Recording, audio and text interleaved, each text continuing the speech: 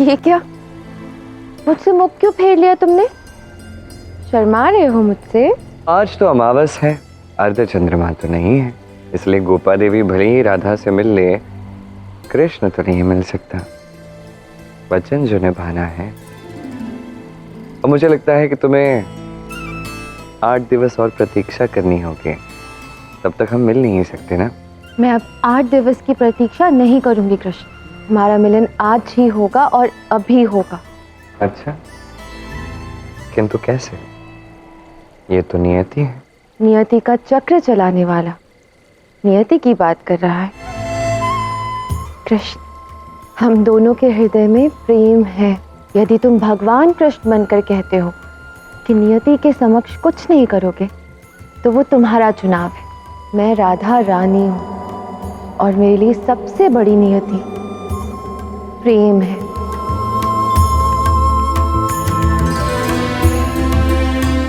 किंतु अभी भी मैं समझा नहीं।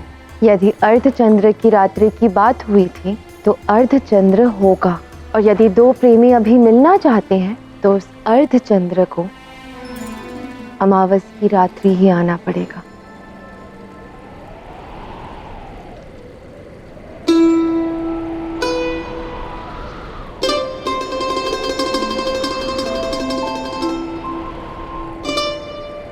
देखो कृष्ण, हमारी प्रेम की परीक्षा और दो प्रेमियों के प्रेम की पराकाष्ठा।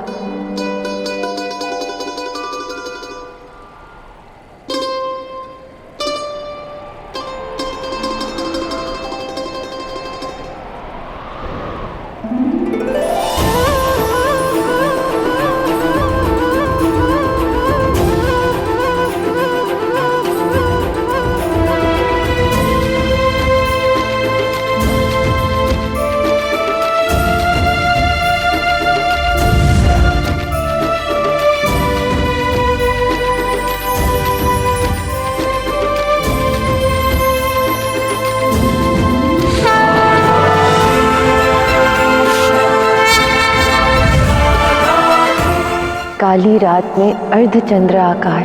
कृष्ण, बस तुम सुन लेना मेरी पुकार, मिलने मुझसे आ जाना, करने मेरी तृष्णा साकार। वचन देता। वचन पूर्ण हुआ। अब देखो मेरी ओर कृष्ण।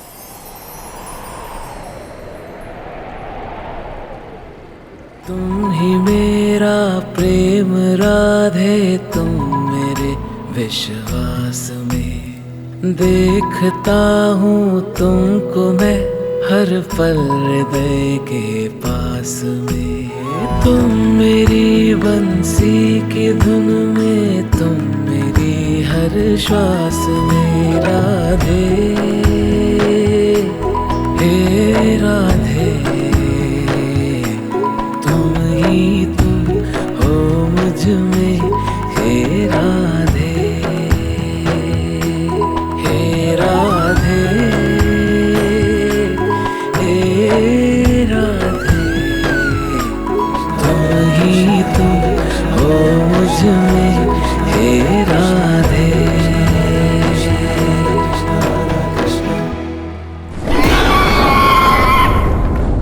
कहाँ छुप कर बैठे हो कृष्ण? कितना मनमोहक था वो ग्वाला। मनमोहक ग्वाला, कहीं वो कृष्ण तो नहीं? वहाँ बैठा था और उसके हाथ में माखन की मटकी, और मटकी से ऐसे माखन खा रहा था जैसे उससे स्वादिष्ट भोग ही ना हो इस संसार में। इनकी बातों से प्रतीत होता है कि ये कृष्ण का ही वर्णन कर रही हैं, किंतु फिर भी महाराज कंस को सूचित करने से पहले मुझे इस बात की पुष्टि करनी होगी कि कृष्ण इसी गांव में है।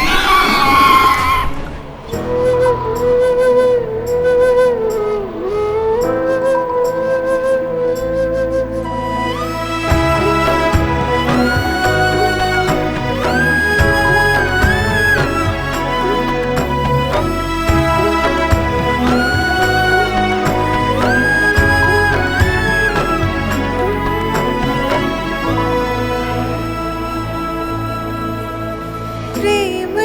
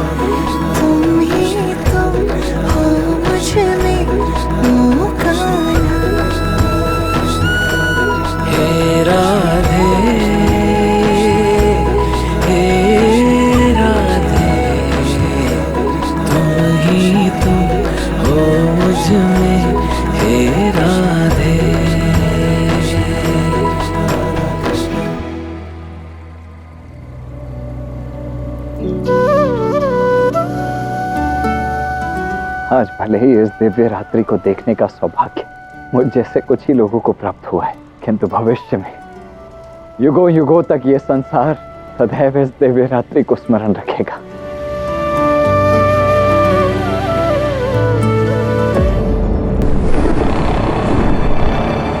अंततः मिल गया वो प्रमाण जिसकी खोज में मैं था। यदि बलराम यहाँ बरसाना में है तो कृष्ण भी अवश्य यही होगा। मुझे तुरंत जाके ये सूचना महाराज कंस को देनी होगी। कृष्ण, इस बार मैं सोच कर आई थी कि हम प्रत्येक क्षण में प्रेम का अनुभव करेंगे। जितने क्षण प्रतीक्षा की है इस क्षण की, उन क्षणों में भी अब हमें प्रेम भरना है।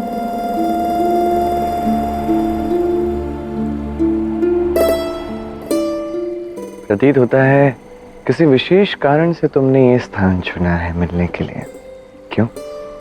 हाँ कृष्ण, ये स्थान मेरे लिए अत्यंत विशेष है क्योंकि इसी स्थान पर मैंने तुम्हारे लिए वर्षों प्रतीक्षा की है। वो देखो, पिछले माह के अर्धचंद्र को मैं वहां बैठकर तुम्हारी राह देख रही थी, हाथ में माखन की मटकी लिए तुम्हारी प्रतीक्षा कर रही थी।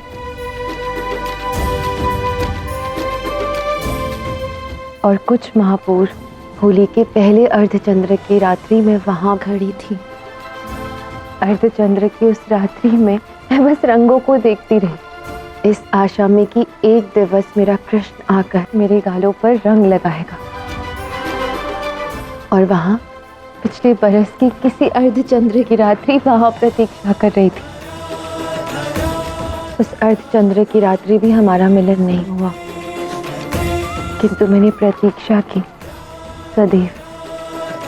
जहां भी तुम देखोगे तुम्हें मेरी प्रतीक्षा का वो प्रत्येक क्षण दिखेगा। जब मैं तुमसे मिलने आई थी, न जाने कितने अर्धचंद्र बीत गए तुम्हारी राह देखते देखते कृष्ण।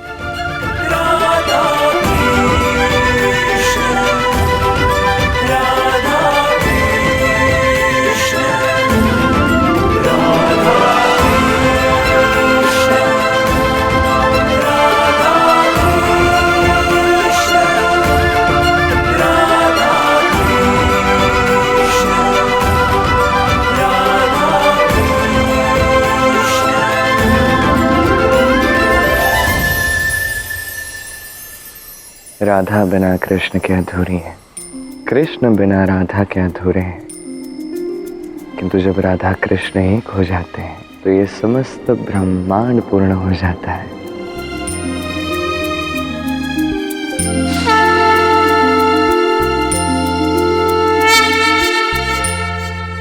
ये तो मेरी माला का ही मोती है। वही है जो स्वयं बहकर मेरे पास चला आया। प्रेम की यही तो सुंदरता है न राधे। जब प्रेमी एक दूसरे के साथ होते हैं तो प्रतीक्षा का प्रत्येक क्षण अनमोल होता है, इस सुंदर से मोती की भांति।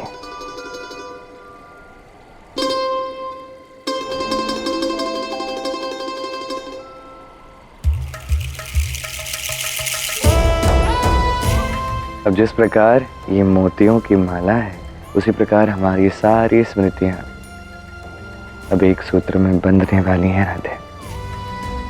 इस अर्धचंद्रमा की रात्रि में राधा कृष्ण के प्रीत का प्रत्येक क्षण अपूर्ण होगा।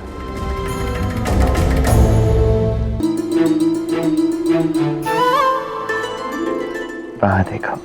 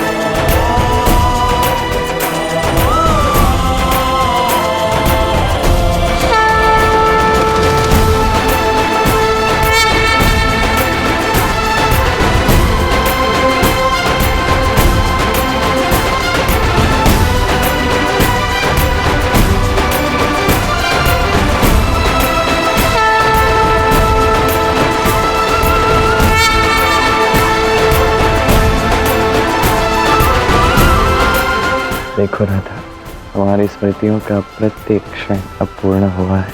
चारों ओर प्रेम ही प्रेम है। देख रही हो गौरी, जग करता है प्रेम, प्रेम पाने के लिए इन्होंने प्रेम किया, प्रेम समझाने के लिए। पाने को ही प्रेम करे।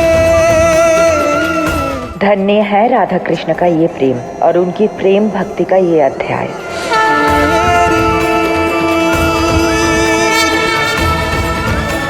प्रेम अर्थ समझाएगी अब राधा कृष्ण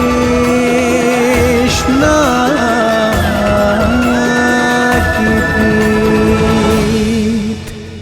मुझ पर दया कीजिए महाराज, मैंने पूर्ण निष्ठा से आपकी सेवा की है, मुझे क्षमा कर दीजिए। तुम मेरे गुप्तचर हो, यदि तुम्हें कुछ ढूंढना होगा तो तुम्हें मेरी दृष्टि से ढूंढना होगा। यदि तुम्हारे नेत्रों में वो दृष्टि नहीं जो मेरे शत्रु कृष्ण को ढूंढ न सके तो उस नेत्रों का क्या लाभ। महाराज की जय हो। मुझे ज्ञात हो गया है महाराज कि वो कृष्ण कहाँ छुपा बैठा है। वो कृष्ण बरसाना में है। अद्भुत, अद्भुत बकासुर! तुमने उस कृष्ण के स्थान का पता लगाकर मुझे प्रसन्न कर दिया। अब हमें कुछ ऐसी योजना बनानी होगी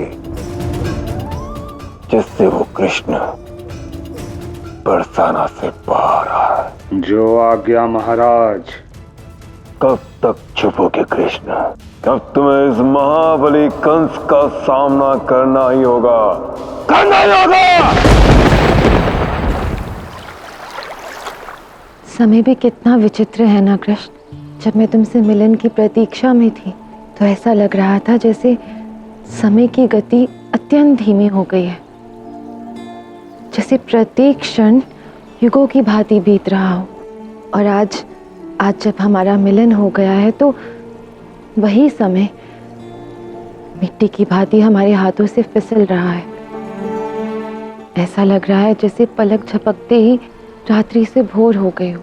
मुझे एक बात बताओ, कल रात्रि में, अमावस की रात्रि में तुमने अर्धचंद्रमा उजागर कर दिया।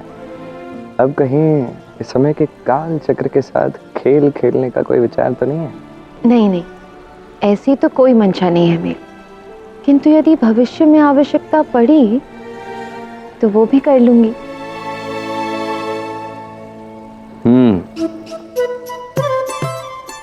मुझे ऐसा लगता है कि भविष्य से अधिक हमें वर्तमान के विषय में सोचना चाहिए।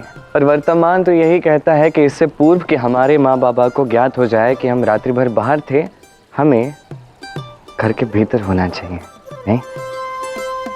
चलो रुको, कुछ क्षण और रुक जाओ ना कृष्ण, फिर हम लौट जाएंगे। तुम ऐसे कहोगे तो मना कैसे कर सकता हूँ? ठीक है, इस बार के लिए मैया की डांट मैं तुम्हारे लिए सुन लूंगा, किंतु इसके आगे जब भी ऐसा कुछ होगा ना तो तुम्हें ही मैया के समक्ष खड़ा होना होगा, उन्हें मनाना होगा। स्वीकार है। अब चलो, मैं तुम्हें बरसाना के मनभावन स्थान पर ले चलती हूँ। देखो मैया, इस बार मेरी कोई भूल नहीं है, इस बार राधा का दोष है। मुझ पर क्रोधित मत होना। कान्हा! अरे मैया, कान्हा की चिंता छोड़िए और सर्वप्रथम ये लीजिए, ये मुख मीठा कीजिए। बात घुमाने की सोचना भी मत बलराम। कहाँ है तेरा भाई? बोल। अरे मैया, क्या बताऊं कि कान्हा कहाँ है? अरे कान्हा और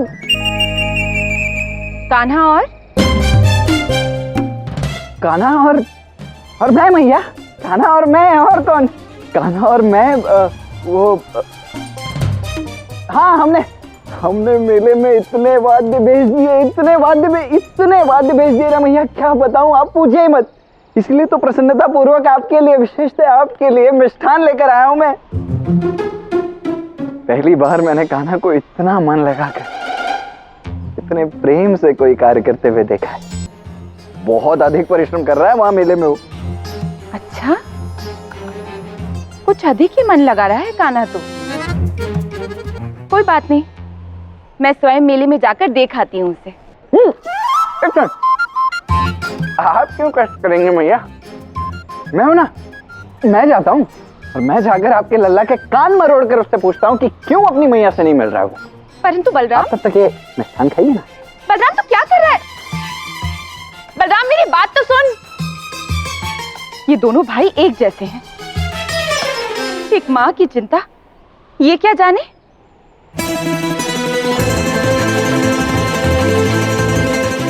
जानते हो कृष्ण, इस स्थान पर मैंने अपनी सखियों से सबसे पहले तुम्हारा वर्णन किया था। ये वो स्थान है जहाँ पे तुमने कहा अपने स्वप्न के राजकुमार के विषय में, जहाँ पे तुमने कहा कि उसका मुख पर स्वयं सूर्य का तेज है, उसके नेत्र जैसे महासागर से भी गहन है। ऐसा ही कुछ कहा होगा तुमने, नहीं? नहीं तो, ऐसा तो कोई वर्णन नहीं किया मैंने अपनी सखियों से। मैंने तो उनसे ये कहा था कि तुम एक साधारण से ग्वाले हो। अच्छा, क्यों, तुम्हें मेरी बात पर विश्वास नहीं हो रहा है? नहीं नहीं, बहुत विश्वास है, किंतु उससे भी अधिक विश्वास है तुम्हारे व्यंग पर मेरे प्रति। व्यंग? कैसा व्यंग? मैं तो सत्य कह रही हूँ।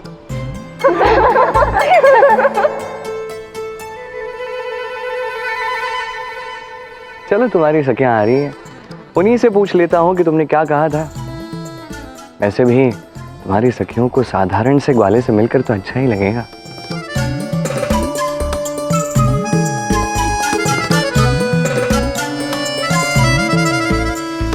शुभ प्रभात सखियों।